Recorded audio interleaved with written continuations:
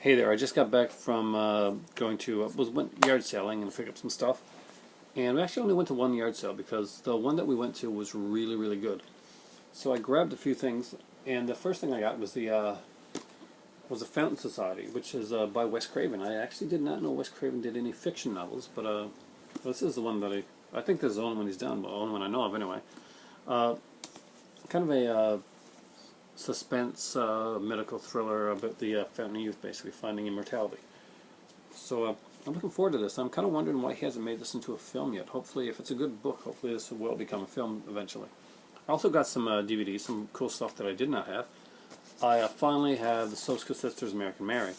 A lot of people have talked about this and what a good film it is. I love Catherine Isabelle, utterly gorgeous Canadian actress, and I wanted to get this film. She does the commentary with the Soska Sisters on here, so that should be fun. I have the Cabinet of Calgary. This is a British remake of the original Calgary film. Actually, I'm not sure if it's so much a remake, but it's very similar.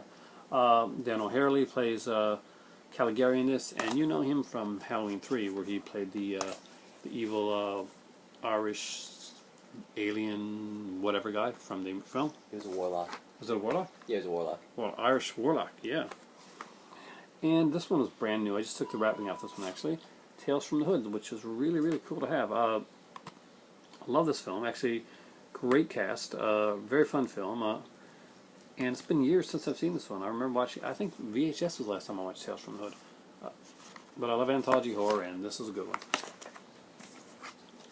I'm a really big slasher fan, and one of the directors that actually is a big slasher fan and gets it right is Jamie Blanks. Jamie Blanks did Urban Legend and Valentine. He also did this movie here, Storm Warning. And if you haven't checked it out, it's a really good one with a really strong female lead character. And she really kicks ass in this movie. This is a really cool, balls to the wall, all throughout, just movie that just does not stop from beginning to end. Fantastic film. Next up is a classic. Really glad to finally have this movie. I've only ever seen this on TV, never owned it in VHS or DVD or Blu-ray or anything. I don't know, is there a Blu-ray for this one? I'll get it down the road. This is one of the films that I watched a lot on TV when I was a kid, and that was Blow Up. I love this movie. Fantastic cast. David Hemmings, of course, the young David Hemmings before Deep Red. Vanessa Redgrave. Just incredible, incredible film. It does have commentary. Now the next up are three things that I really, really wanted, and that actually kind of complete some collections. First up is I already have of course, the Blu-ray Digibook for Rocky Horror Picture Show, but this is the 3-disc anniversary edition of the Rocky Horror Picture Show and Shock Treatment. A lot of people give Shock Treatment a bad rap, but I really like the movie Shock Treatment. It's got some great songs. It has Jessica Harper, who is utterly gorgeous in everything she does. It has, of course, Cliff DeYoung, who's a fantastic actor, and I thought they did a great job taking over the role of Brad and Janet.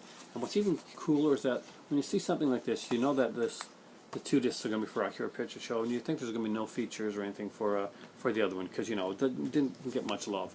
But Shock Treatment has a bunch of features on here that I'm really excited to get into. Next up, I completed my Boris Karloff box set collections with this one here. This was the last Boris Karloff box set that I wanted to get, and it's always like, you know, $30 or so, or more, and it's a harder one to find. But this was the one I needed. Boris Karloff's Icons of Horror collection. It has The Black Room, which is a fantastic one. The Man They Could Not Hang, which is one I remember most. The Boris Karloff movie I remember even more than Frankenstein. I used to watch this when I was a kid. I remember being like 12 years old in grade 7.